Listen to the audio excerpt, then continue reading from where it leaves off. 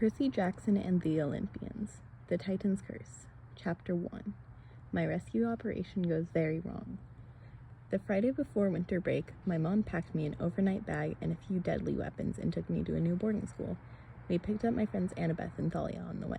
It was an 8-hour drive from New York to Bar Harbor, Maine.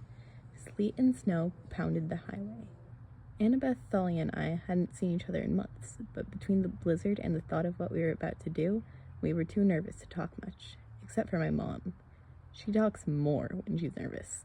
By the time we got to Westover Hall, it was getting dark, and she'd told Annabeth and Thalia every embarrassing baby story there was to tell about me. Thalia wiped the fog off the car window and peered outside. Oh yeah, this'll be fun. Westover Hall looked like an evil knight's castle. It was all black stone, with towers and slit windows, and a big set of wooden double doors.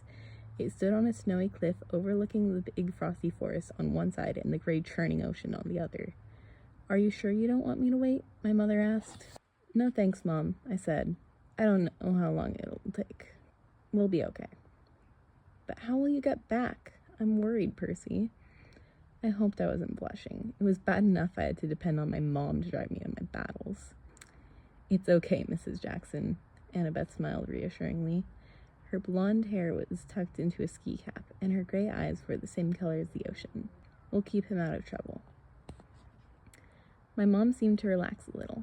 She thinks Annabeth is the most level-headed demigod to ever hit 8th grade. She's sure Annabeth often keeps me from getting killed. She's right, but that doesn't mean I have to like it. "All right, dears," my mom said. "Do you have everything you need?" "Yes, Miss Jackson," Thalia said. "Thanks for the ride." "Extra sweaters, you have my cell phone number." "Mom, your ambrosia nectar, Percy, and a golden drachma in case you need to contact camp." "Mom, seriously, we'll be fine. Come on, guys." She looked a little hurt, and I was sorry about that, but I was ready to be out of that car.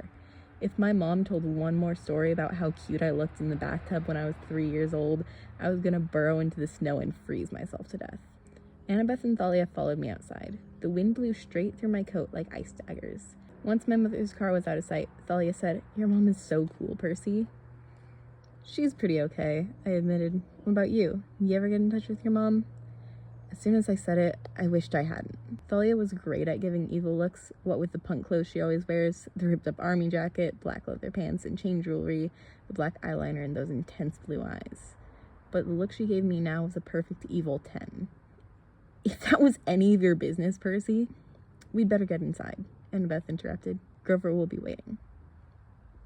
Thalia looked at the castle and shivered. "You're right. I wonder what he found here that made him send the distress call." I stared up at the dark towers of Westover Hall. "Nothing good," I guessed. The oak doors groaned open, and the three of us stepped into the entry hall in a swirl of snow. All I could say was, "Whoa." The place was huge. The walls were lined with battle flags and weapon displays, antique rifles, battle axes, and a bunch of other stuff. I mean, I knew Westover was a military school and all, but the decorations seemed overkill. Literally. My hand went to my pocket, where I kept my lethal ballpoint pen, riptide. I could already sense something wrong in this place, something dangerous. Thalia was rubbing her silver bracelet, her favorite magic item. I knew we were thinking the same thing. A fight was coming. Annabeth started to say, "I wonder where..." The door slammed shut behind us. "Okay," I mumbled. "Guess we'll stay a while." I could hear music echoing from the other end of the hall. It sounded like dance music. We stashed our overnight bags behind a pillar and started down the hall. We hadn't gone very far when I heard footsteps on the stone floor, and a man and a woman marched out of the shadows to intercept us. They both had short gray hair and military black-style uniforms with red trim. The woman had a wispy mustache, and the guy was clean-shaven, which seemed kind of backward to me. They both walked stiffly, like they had broomsticks taped to their spines. "Well?" the woman demanded. "What are you doing here?" I realized I hadn't planned for this. I'd been so focused on getting to Grover and finding out what was wrong, I hadn't considered that someone might question 3 kids sneaking into the school at night. We hadn't talked at all in the car about how we would get inside. I said, "Ma'am, we were just..." "Ha!" the man snapped, which made me jump. "Visitors are not allowed at the dance. You shall be ejected." He had an accent. French, maybe? He pronounced his J like in Jacques. He was tall, with a hawkish face. His nostrils flared when he spoke, which made it really hard not to stare up his nose, and his eyes were 2 different colors, one brown, one blue, like an alley cat's. I figured he was about to toss us into the snow, but then Thalia stepped forward and did something very weird. She snapped her fingers. The sound was sharp and loud. Maybe it was just my imagination, but I felt a gust of wind ripple out of her hand, across the room. It washed over all of us, making the banners rustle on the walls. "Oh, but we're not visitors, sir. We go to this school here. You remember, I'm Thalia, and this is Annabeth and Percy. We're in 8th grade. The male teacher narrowed his 2-colored eyes. I didn't know what Thalia was thinking. Now we'd probably get punished for lying and thrown out into the snow. But the man seemed to be hesitating. He looked at his colleague. "Mrs. Gottschalk, do you know these students?" Despite the danger we were in, I had to bite my tongue to keep from laughing. A teacher named Gottschalk. He had to be kidding. The woman blinked, like someone had just woken her up from a trance. Yes, I believe I do, sir." "Annabeth, Thalia, Percy, what are you doing away from the gymnasium?" Before we could answer, I heard more footsteps, and Grover ran up, breathless. "You made it, you—" He stopped short when he saw the teachers. "Oh, Mrs. Gottschalk, Dr. Thorne, What is it, Mr. Underwood?" said the man. His tone made it clear that he detested Grover. "What do you mean they made it? These students live here." Grover swallowed. "Yes, sir, of course, Dr. Thorne. I just meant I'm so glad they made the punch for the dance. The punch is great, and they made it." Dr. Thorne glared at us. I decided one of his eyes had to be fake. The brown one? The blue one? He looked like he wanted to pitch us off the castle's highest tower. But then Mrs. Gottschalk said dreamily, "Yes, the punch is excellent. Now run along, all of you. You're not to leave the gymnasium again." We didn't wait to be told twice. We left with a lot of yes ma'ams and yes sirs, and a couple salutes, just because it seemed like their thing to do. Grover hustled us down the hall in the direction of the music. I could feel the teacher's eyes on my back, but I walked closely to Thalia and said in a low voice, "How do you do the finger snap thing?" "You mean the mist? Hasn't Chiron shown you how to do that yet?" An uncomfortable lump formed in my throat. Chiron was our head trainer at camp, but he'd never shown me anything like that. Why had he shown Thalia and not me? Grover hurried us towards a door that had gym written on the glass. Even with my dyslexia, I could read that much. "That was close," Grover said. "Thank the gods you got here." Annabeth and Thalia both hugged Grover. I gave him a big high five. It was good to see him after so many months. He'd gotten a little taller and had sprouted a few more whiskers, but otherwise he looked like he always did when he passed for human. A red cap on his curly brown hair to hide his goat horns, baggy jeans and sneakers with fake feet to hide his furry legs and hooves. He was wearing a black t-shirt that took me a few seconds to read. It said, "Westover Hall, Grunt." I wasn't sure whether that was like Grover's rank or maybe just the school motto. "So what's the emergency?" I asked. Grover took a deep breath. "I found 2. 2 half-bloods?" Thalia asked, amazed. "Here?" Grover nodded. Finding 1 half-blood was rare enough. This year, Chiron had put the satyrs on emergency overtime and sent them all over the country, scouring schools from 4th grade through high school for possible recruits. These were desperate times. We were losing campers. We needed all the new fighters we could get. The problem was, there just weren't that many demigods out there. "A brother and a sister," he said. "They're 10 and 12. I don't know their parentage, but they're strong. We're running out of time, though. I need help." "Monsters?" "1. Grover looked nervous. "He suspects. I don't think he's positive yet, but this is the last day of the term. I'm sure he won't let them leave campus without finding out. It may be our last chance. Every time I try to get close to him, he's always there blocking me. I don't know what to do." Grover looked at Thalia desperately. I tried not to feel upset by that. Used to be, Grover looked to me for answers, but Thalia had seniority, not just because her dad was Zeus. Thalia had more experience than any of us with fending off monsters in the real world. "Right," she said. "These half-bloods are at the dance?" Grover nodded. "Then let's dance," Thalia said. "Who's the monster?" "Oh," Grover said, looking around nervously. "You just met him, the vice principal, Dr. Thorne." Weird thing about military schools, the kids go absolutely nuts when there's a special event and they get to be out of uniform. I guess it's because everything's so strict the rest of the time, they feel like they've got to overcompensate or something. There were black and red balloons all over the gym floor, and the guys were kicking them in each other's faces, or trying to strangle each other with the great paper streamers taped to the walls.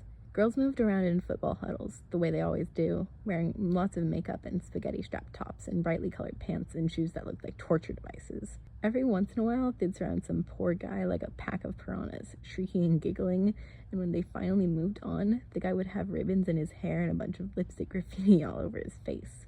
Some of the older guys looked more like me, uncomfortable hanging out at the edges of the gym and trying to hide, like at any minute they might have to fight for their lives. Of course, in my case, it was true. There they are. Grover nodded towards a couple of younger kids arguing in the bleachers. Bianca and Nico D'Angelo.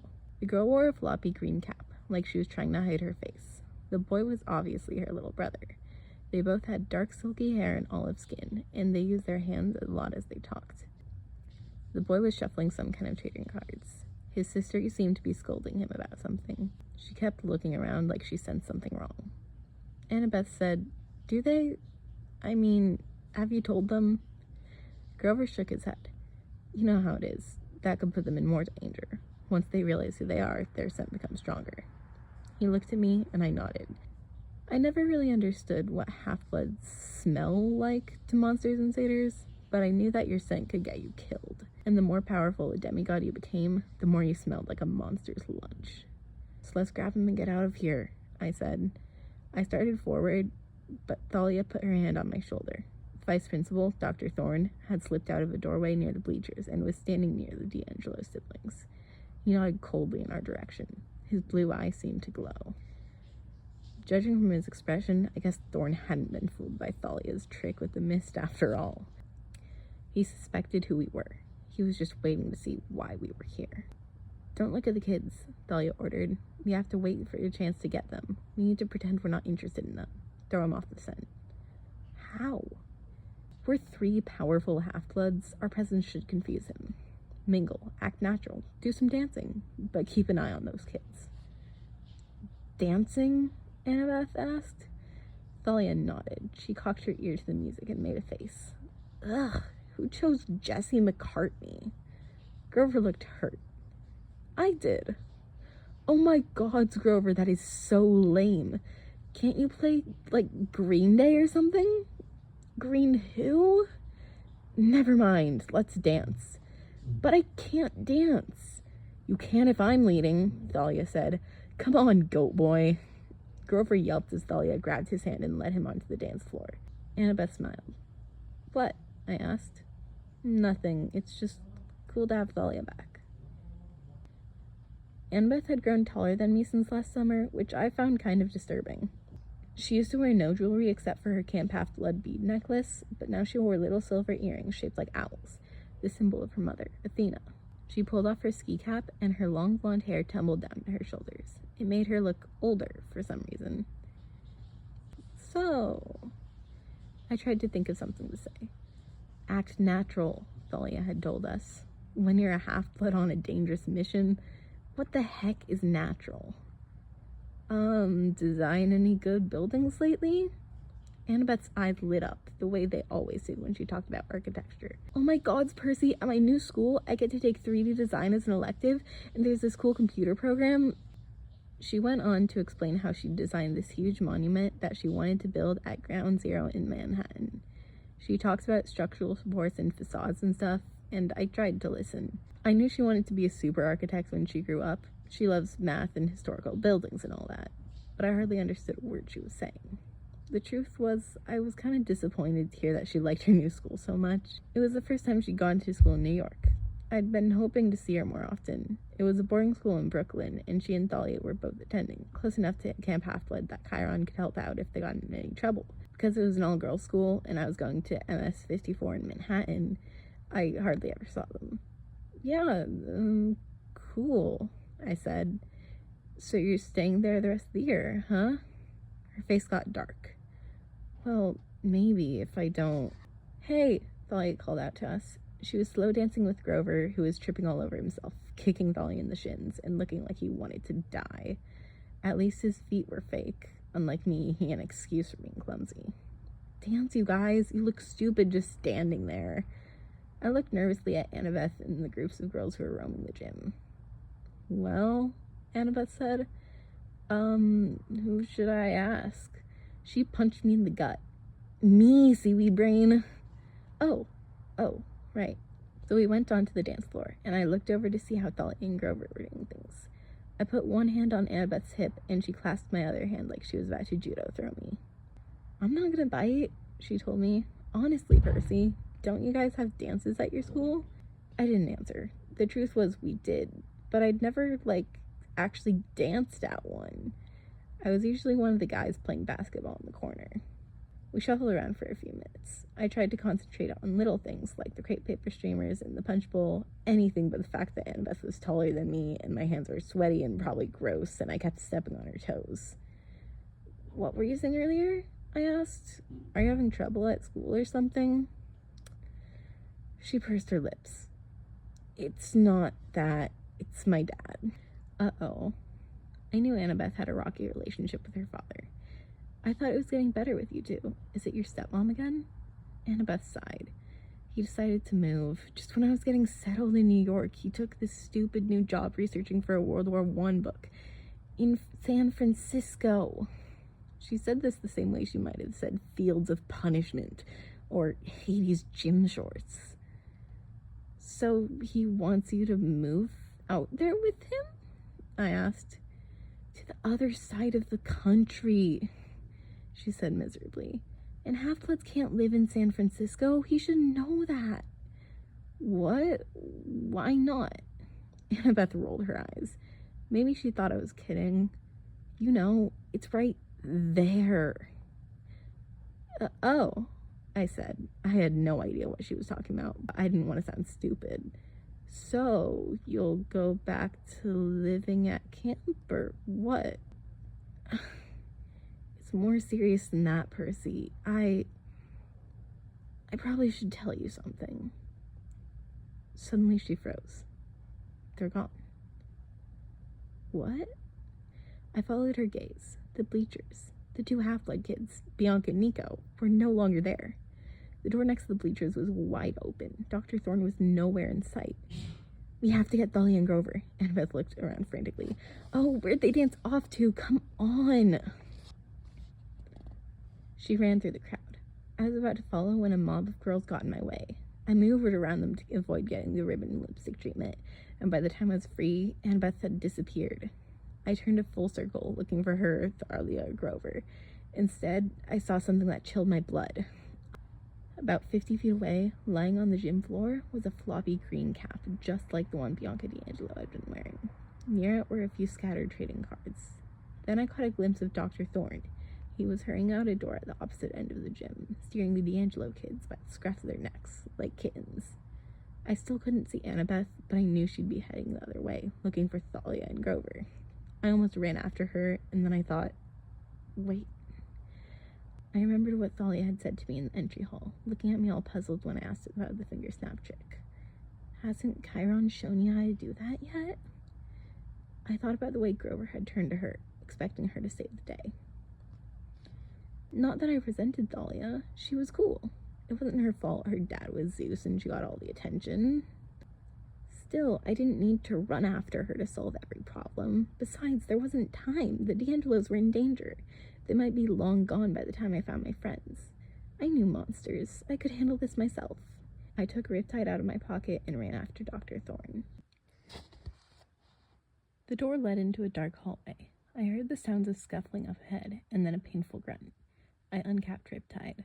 The pen grew in my hands until I held a bronze Greek sword about 3 feet long with a leather-brown grip. The blade glowed faintly, casting a golden light on the rows of lockers. I jogged down the corridor, but when I got to the other end, no one was there.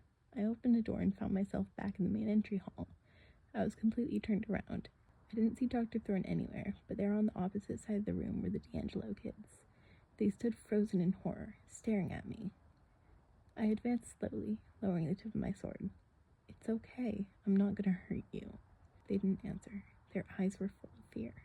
What was wrong with them? Where was Dr. Thorne? Maybe he'd sensed the presence of Riptide and retreated. Monsters hated Celestial Brown's weapons. My name's Percy, I said, trying to keep my voice level. I'm going to take you out of here, get you somewhere safe. Bianca's eyes widened, her fists clenched. Only too late did I realize what her look meant. She wasn't afraid of me. She was trying to warn me. I whirled around and something went whoosh. Pain exploded in my shoulder. A force like a huge hand yanked me backwards and slammed me into the wall. I slashed with my sword, but there was nothing to hit. A cold laugh echoed through the hall. Yes, Percy Jackson, Dr. Thorne said. His accent mangled the J in my last name. I know who you are. I tried to free my shoulder. My coat and shirt were pinned to the wall by some kind of spike. A black dagger-like projectile about a foot long. It had grazed the skin of my shoulder as it passed through my clothes, and the cut burned. I'd felt something like this before. Poison. I forced myself to concentrate. I would not pass out. A dark silhouette now moved towards us. Dr. Thorne stepped into the dim light. He still looked human, but his face was ghoulish. He had perfect white teeth, and his brown-blue eyes reflected the light of my sword. Thank you for coming out of the gym, he said. I hate middle school dances. I tried to swing my sword again, but he was just out of reach. Whoosh! A second projectile shot out from somewhere behind Dr. Thorne. He didn't appear to move. It was as if someone invisible were standing behind him, throwing knives. Next to me, Bianca yelped. The second thorn impaled itself in the stone wall, half an inch from her face. All three of you will come with me, Dr. Thorne said, quietly, obediently. If you make a single noise, if you call out for help or try to fight, I will show you just how accurately I can throw. Chapter 1's done. Merry Christmas, Mom. I am not doing a French accent for Dr. Thorne, because I tried that and I realized I don't know how to do French accents, so that's not happening, but I love you.